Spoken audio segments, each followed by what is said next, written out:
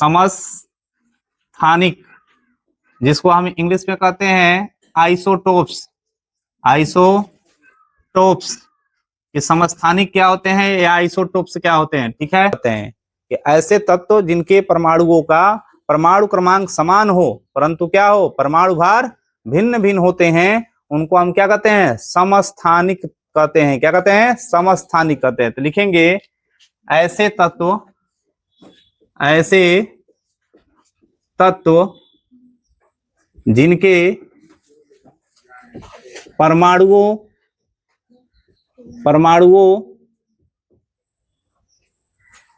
का परमाणु क्रमांक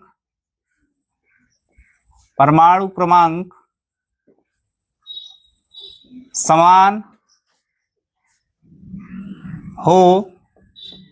परमाणु क्रमांक समान हो। ऐसे तत्व जिनके परमाणुओं का परमाणु क्रमांक समान हो परंतु परमाणु भार भिन्न भिन्न हो, परमाणु भार भिन्न भिन्न हो, तो उसे समस्थानिक कहते हैं। समस्थानिक कहते हैं। क्या होता है समस्थानिक? ऐसे तत्व जिनके परमाणु का परमाणु क्रमांक क्या हो, समान हो, लेकिन परमाणु भार क्या हो, भिन्न भिन्न हो। ऐसे तत्व जिनके परमाणु का परमाणु क्रमांक क्या हो, समान हो, परंतु परमाणु भार क्या हो, भिन्न भिन्न हो, तो उनको हम क्या कहते हैं, समस्थानिक कहते हैं। क्या कहते हैं, समस्थानिक कहते हैं। जैसे एग्जाम्पल देखिए, ध्यान से समझिएगा। यहां ले लीजिए तत्व को इंग्लिश में क्या कहोगे, एलिमेंट। क्या कहेंगे, एलिमेंट। और यहां लिख लीजिए समस्थानिक, आइसोटोप्स। क्या कहेंगे, आइसोटोप्स। देखे बाबू, ध्यान से समझिएगा चीजों को। सबसे पहला तत्व जो है वह हमारा होगा हाइड्रोजन। कौन होगा, हाइड्रोजन के 3 समस्थानिक होते हैं। एक तो होता है 1H1, दूसरा होता है 1H2 और तीसरा होती है 1H3।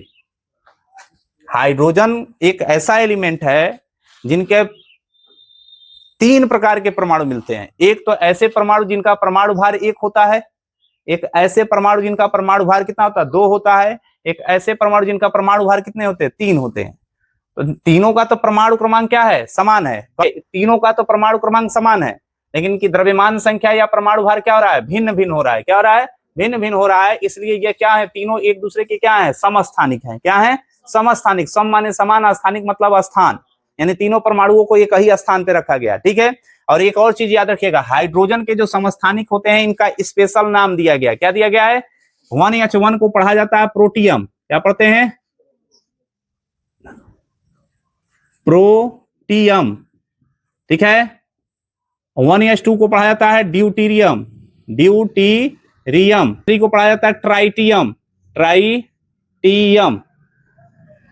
क्या पढ़ते हैं बाबू, ट्राइटियम। जो हमारे क्या होते हैं, हाइड्रोजन के तीनों समस्थानिक हैं, इन्हीं तीनों का बस स्पेशल नाम दिया गया है। एक होता है 1H1 जिसको कहते हैं प्रोटियम, और इसी की द्रव्यमान संख्या प्रोटॉन की द्रव्यमान संख्या के बराबर हो रही थी, इसलिए प्रोटियम के नाम के आधार पर उसका क्या नाम रखा गया, प्रोटॉन। और 1H2 को पढ़ा जाता है ड्यूटीरियम, और 1H3 को क्या पढ़ते हैं, ट्राइटियम। क्या पढ़ते हैं, ट्राइटियम। इसके बाद लिथियम आपकी होती है। कौन होती है, लिथियम के 2 समस्थानिक होते हैं। एक तो होता है लिथियम 37 और एक होती है लिथियम 38। ठीक है। इसके बाद कार्बन का समस्थानिक मिलता है। एक तो होता है कार्बन 612, एक होता है कार्बन 613 और तीसरा होता है कार्बन 614। फिर नाइट्रोजन के भी समस्थानिक पाए जाते हैं। नाइट्रोजन का होता है 714, नाइट्रोजन 715 और नाइट्रोजन 716 भी पाया जाता है। ऑक्सीजन में आएंगे तो इसके भी 3 समस्थानिक होते हैं। एक तो होता है 816, एक होता है आपका 817 और एक हो जाता है आपका 818। ठीक है। फिर क्लोरीन के समस्थानिक पाए जाते हैं। एक होता है क्लोरीन 17 35.5, एक आपका मिलता है क्लोरीन 17 36 के रूप में। ठीक है। तो ये हमारे क्या हो गए, तत्व हो गए। आइए इन तत्वों के क्या हो गए, समस्थानिक हो गए। समस्थानिक का सिर्फ मतलब यही होता है कि इनका परमाणु क्रमांक तो समान होगा। परमाणु क्रमांक क्या होगा, समान होगा, परंतु जो परमाणु भार या द्रव्यमान संख्या होती है वो क्या होती है, भिन्न भिन्न होती है। तो ऐसे तत्वों को, परमाणुओं को हम क्या कहते हैं, समस्थानिक कहते हैं। क्या कहते हैं, समस्थानिक कहते हैं। अब इसके बाद से आपको पढ़ना है समभारिक। क्या पढ़ना है, समभारिक। समभारिक को इंग्लिश में कहा जाता है बाबू आइसोबार। क्या कहते हैं, आइसोबार। ध्यान से देखिएगा, आइसोबार क्या होता है कि इसमें द्रव्यमान संख्या या परमाणु भार जो होता है वो समान होता है। क्या होता है, द्रव्यमान संख्या या परमाणु भार समान होता है, परंतु इनकी क्या होते हैं, परमाणु क्रमांक भिन्न भिन्न होती है। क्या होती है, परमाणु क्रमांक भिन्न भिन्न होती है। इस ऐसे तत्व जिनके द्रव्यमान संख्या या इसी को कहा जाता है परमाणु भार समान हो परंतु परमाणु क्रमांक भिन्न भिन्न होता है, उसे समभारिक लिखेंगे आइसोबार कहते हैं। जिनका क्या है, पहला कह रहा है, पहला समभारिक तत्व देखिए क्रोमियम, जिसका परमाणु क्रमांक होता है 24 और परमाणु भार होता है बाबू 54 होता है, 24 और परमाणु भार होता है 54। दूसरा तत्व देखिए आयरन, परमाणु क्रमांक होता है 26 और परमाणु भार या द्रव्यमान संख्या होती है 54। ठीक है, फिर जिसका परमाणु क्रमांक होता है 28 और द्रव्यमान संख्या परमाणु भार होता है 64। इसका समभारिक होता है जिंक, जिसका परमाणु क्रमांक होता है 30 और इसका द्रव्यमान संख्या या परमाणु भार होता है 64। ठीक है, फिर उसके बाद से आपका होता है क्रिप्टॉन, जिसका 36 होता है। क्रिप्टॉन का परमाणु क्रमांक 36 और द्रव्यमान संख्या या परमाणु भार कितना होता है, 84। और एक होती है और स्ट्रोंसियम, जिसका परमाणु क्रमांक होता है 38 और द्रव्यमान संख्या या परमाणु भार कितना होता है, 84। देखिए जिनके परमाणु क्रमांक तो क्या है, भिन्न भिन्न है, परमाणु क्रमांक क्या है, भिन्न भिन्न है, लेकिन इनकी द्रव्यमान संख्या या क्या होता है, परमाणु भार क्या हो रही है, समान हो रही है। क्या हो रही है, समान हो रही है। तो ये एक दूसरे के क्या हो गए, समभारिक हो गए। क्या हो गए, समभारिक हो गए। ये अलग है, ये एक दूसरे के समभारिक हैं, ये दोनों एक दूसरे के समभारिक हैं और ये एक दूसरे के समभारिक है। ठीक है, इनके लिए आप कॉलम अलग कर लिए। ठीक है, आप देखिए इसमें अगर परमाणु क्रमांक आएंगे तो बताइए बाबू परमाणु क्रमांक कितना है इसका, क्रोमियम का परमाणु क्रमांक कितना लिखा गया है, 24। कितना लिखा गया है, नीचे वाला नंबर क्या आता है, परमाणु क्रमांक कितना है, 24। कि किसी भी तत्व के परमाणु के नाभिक में उपस्थित कुल प्रोटॉनों की संख्या ही क्या कहलाती है, परमाणु क्रमांक कहलाती है। क्या कहलाती है, परमाणु क्रमांक। तो परमाणु क्रमांक किसको दर्शाती है, प्रोटॉनों की संख्या को। तो ये जब 24 परमाणु क्रमांक हो जाएगा तो प्रोटॉनों की संख्या कितनी हो जाएगी, 24 हो जाएगी। ठीक है, और फिर इसकी द्रव्यमान संख्या कितना दिया हुआ है या परमाणु भार, 54। कितना दिया गया है, 54। इसी तरह इस वाले में आइए तो इसमें परमाणु क्रमांक कितना हो जाएगा बाबू, बताइए, बोलिए, 26। कितना होगा, तो प्रोटॉनों की संख्या भी कितनी हो जाएगी, 26। इसकी द्रव्यमान संख्या कितनी दी है, 54। अब देखिए अंतर कहाँ होता है, अंतर होता है न्यूट्रॉन की संख्या में। किसमें अंतर होता है, तो न्यूट्रॉन की संख्या में अंतर होता है। तो न्यूट्रॉन की संख्या निकालने के लिए फार्मूला क्या है, A-P। ए की वैल्यू कितना है, 54 और पी की वैल्यू कितनी है, 24। क्या होती है, पी की वैल्यू 24। तो 54 में से 24 घटाइए, कितना बचेगा, 30। कितना बचेगा, तो इसमें न्यूट्रॉनों की संख्या कितनी पाई जाएगी, 30। और इसमें आएंगे तो देखिए आपको 54 में से जब 26 घटाएंगे तो 24 घटाए हैं तो 30 बचा है, तो 26 घटा देंगे, 2 और घटा देंगे तो कितना हो जाएगा, 28। कितना हो जाएगा, तो इसमें 30 न्यूट्रॉन पाए जाते हैं, इसमें 28 न्यूट्रॉन पाए जाते हैं। और दोनों में प्रोटॉनों की संख्या क्या होती है, अलग अलग होती है। इसलिए जब हम क्या करते हैं, इनका योग कर देते हैं तो इनकी द्रव्यमान संख्या क्या आ जाती है, समान आ जाती है। क्या आ जाती है, समान आ जाती है। इसमें बताइए इसमें कितना होगा परमाणु क्रमांक, 28। इसमें परमाणु क्रमांक कितना होगा, 30। इसमें प्रोटॉन की संख्या कितनी होगी, 8। और इसमें 30। द्रव्यमान संख्या में आ जाइए, इसका कितना होगा, 64। और इसका भी कितना होगा, 64। अब न्यूट्रॉन की संख्या निकालने के लिए क्या करेंगे, ए में से पी को घटा दिया जाएगा। अगर इसमें से अगर आप 28 घटा दीजिए तो 14 में से 8 गया 6, ए वो कम हो जाएगा, तो 5 में से 2 गया 3। इसमें कितने होंगे न्यूट्रॉन, 36। कितने होंगे, इसमें आएंगे तो कितने हो जाएंगे, 34। कितने हो जाएंगे, 34। इसमें आइए, इसका परमाणु क्रमांक कितना हो जाएगा, 36। इसका परमाणु क्रमांक 38। अब इसमें प्रोटॉनों की संख्या भी 36 हो जाएगी, इसमें प्रोटॉनों की संख्या कितनी हो जाएगी, 38 हो जाएगी।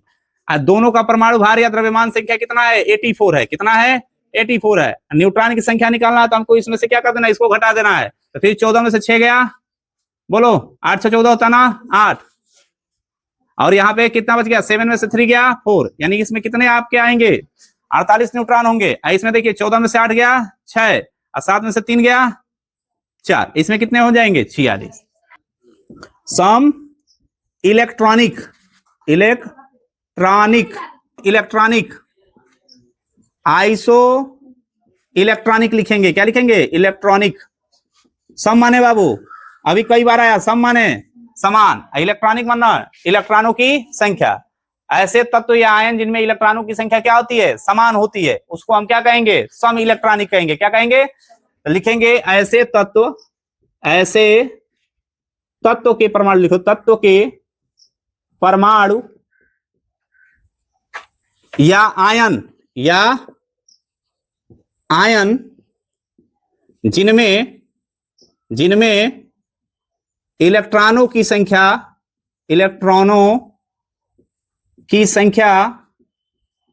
क्या होगी, समान होती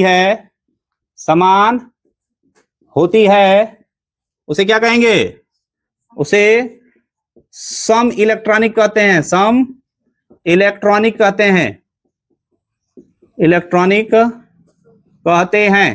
सम इलेक्ट्रॉनिक कहते हैं। एग्जाम्पल देखिए, ध्यान से समझिएगा बाबू, नियान, क्या नियान नहीं, C पर 4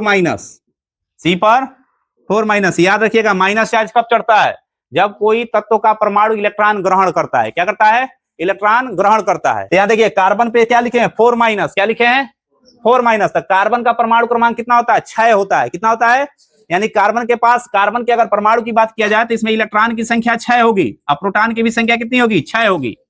तो इसमें हमको किसका देखना है, सिर्फ इलेक्ट्रॉन की संख्या देखनी है। तो 6 को तो इसका अपना खुद का है, और 4 को ये किसी का ले लिया, तो कितना हो जाएगा, 10 इलेक्ट्रॉन। कितने हो जाएंगे, 10 इलेक्ट्रॉन। क्लियर है, जब भी किसी परमाणु के ऊपर निगेटिव चार्ज चढ़ा होता है तो जितना उसका अपना इलेक्ट्रॉन होता है तथा जितना वो निगेटिव चार्ज चढ़ाया, यानी जितना इलेक्ट्रॉन वो ग्रहण किया, दोनों को ऐड करते हैं तो कुल इलेक्ट्रॉनों की संख्या मिलेगी। कितने मिलेगी, तो यहाँ पे कार्बन के पास टोटल कितने इलेक्ट्रॉन हो जाएंगे, 10। इसी तरह नाइट्रोजन आई है तो नाइट्रोजन का परमाणु क्रमांक होता है 7, और 3 को इलेक्ट्रॉन ग्रहण कर लिया तो 7 3 10। फिर इसी तरह ऑक्सीजन का परमाणु क्रमांक होता है 8, यानी इसके पास 8 इलेक्ट्रॉन होता है, 2 को ग्रहण कर लिया तो कितने हो गए, 10 इलेक्ट्रॉन। इसके बाद ऑक्सीजन के बाद से आएंगे तो फ्लोरीन का होता है परमाणु क्रमांक 9, यानी इसके पास टोटल इलेक्ट्रॉनों की संख्या कितनी होती है, 9। ये वो ग्रहण कर लिया तो कितने इलेक्ट्रॉन हो गए, 10। फिर नियान देखिए, नियान अक्रिय गैस तत्व होते हैं, न तो इलेक्ट्रॉन ग्रहण करते हैं न त्यागते हैं, इनका परमाणु क्रमांक होता है 10, यानी इसमें टोटल इलेक्ट्रॉनों की संख्या भी कितनी होगी, 10। फिर सोडियम आइए, सोडियम का परमाणु क्रमांक होता है 11। कितना होता है, आइए को इस पर पॉजिटिव चार्ज चढ़ा दीजिए तो 11 में से एक घट गया, कितना हो गया, 10। कितना हो गया, 10।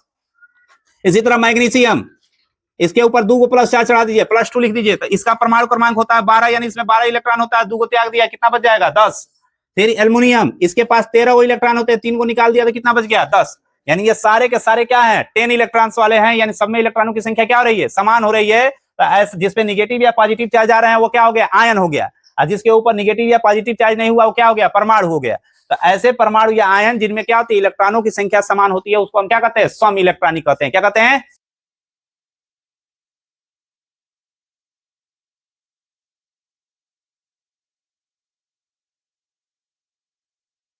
सम न्यूट्रॉनिक, ठीक है। आइसो न्यूट्रॉनिक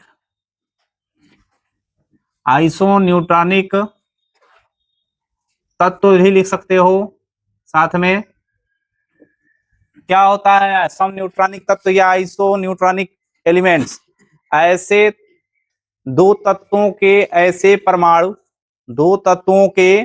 ऐसे परमाणु जिनमें न्यूट्रॉनों की संख्या क्या हो, समान हो। जिनमें न्यूट्रॉनों की संख्या समान हो तो उनको हम क्या कहते हैं, सम न्यूट्रॉनिक परमाणु कहते हैं। क्या कहते हैं, सम न्यूट्रॉनिक परमाणु कहते हैं। लिखेंगे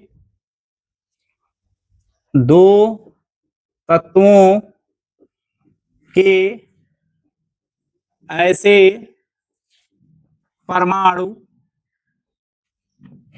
जिनमें जिनमें न्यूट्रॉनों की संख्या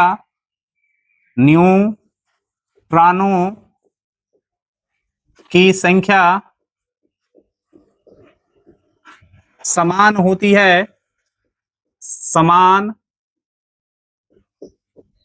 होती है, उसे सम न्यूट्रॉनिक कहते हैं। सम न्यूट्रॉनिक तत्व लिख सकते हो, तत्व कहते हैं।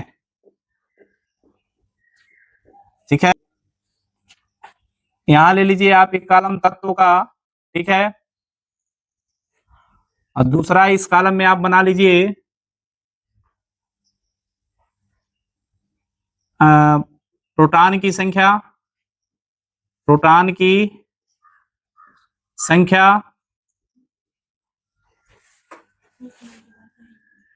दूसरा अगला कॉलम हो गया न्यूट्रॉन की संख्या,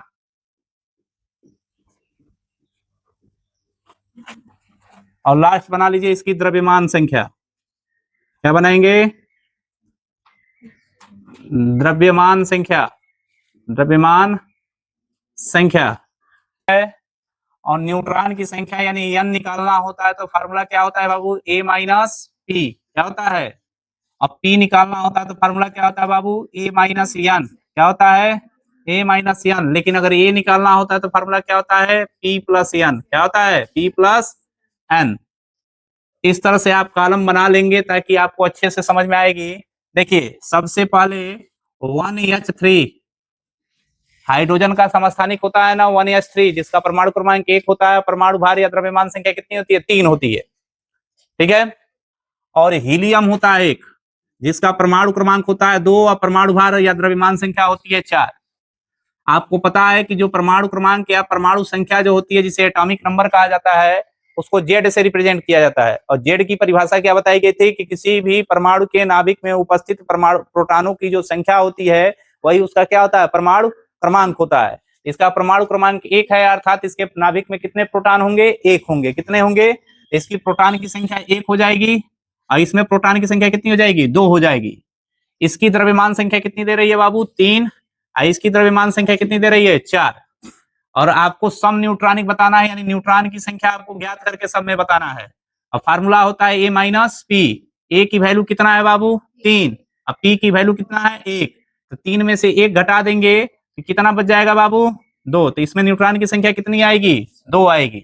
इसी तरह इसमें आइए, इसकी द्रव्यमान संख्या हो रही है 4 और पी की संख्या हो रही है 2। तो 4 माइनस क्या कर दोगे? 2 बराबर कितना हो जाएगा? 2। तो हीलियम में भी न्यूट्रॉन की संख्या कितनी आएगी? 2। और जो आपकी ट्राइटियम होती है उसमें भी न्यूट्रॉन की संख्या कितनी आती है? 2। तो ये दोनों एक दूसरे के क्या हो गए? ये दोनों एक दूसरे के आइसो न्यूट्रॉनिक होंगे। क्या होंगे? आइसो न्यूट्रॉनिक होंगे। क्यों? क्योंकि इसमें न्यूट्रॉनों की संख्या क्या हो रही है? समान हो रही है। क्या हो रही है? समान हो रही है। इसी तरह एक पढ़े थे कार्बन 6 13 और नाइट्रोजन 7 14 पढ़े थे। इसमें प्रोटॉनों की संख्या बताइए कितना होगा बाबू? 7। क्योंकि जितना इसका प्रोटॉन की संख्या होती है वही परमाणु क्रमांक जेड होता है। ठीक है, इसलिए प्रोटॉन की संख्या कितनी हो जाएगी? 7। इसकी प्रोटॉन की संख्या कितनी हो जाएगी? 6। इसमें आएंगे तो इसकी द्रव्यमान संख्या कितनी दिया हुआ है बाबू? 13। इसकी द्रव्यमान संख्या कितना दिया हुआ है? 14। आपको n निकालना है तो a माइनस पी, यानी 13 में से कितना घटाएंगे? 6। कितना आएगा? 7। इसमें 14 में से कितना घटाएंगे? 7। तो कितना आएगा बाबू? 7। तो ये एक दूसरे के क्या हो गए? आइसो न्यूट्रॉनिक हो गए। क्या हो गए? तो जिनमें न्यूट्रॉनों की संख्या समान होगी वह एक दूसरे के क्या होंगे? सम न्यूट्रॉनिक या आइसो क्या होंगे? न्यूट्रॉनिक एलिमेंट कहलाते हैं। ये दो एक दूसरे के क्या है? सम न्यूट्रॉनिक तत्व हैं। क्या है? सम न्यूट्रॉनिक, यानी इनमें न्यूट्रॉनों की संख्या क्या है? समान है। क्या है? समान है।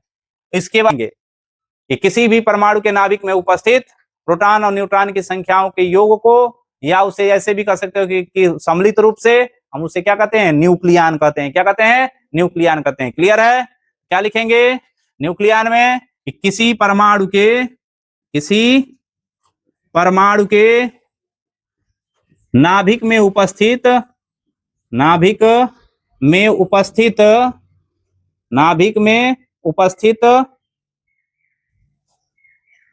प्रोटॉन व न्यूट्रॉन की संख्या को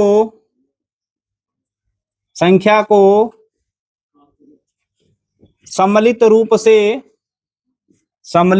से न्यूक्लियन कहते हैं, न्यूक्लियन कहते हैं। कि किसी भी परमाणु का नाभिक होगा, उस नाभिक में उपस्थित जो क्या होंगे, प्रोटॉन और न्यूट्रॉन की संख्याओं का योग होगा, उसे न्यूक्लियन कहा जाता है।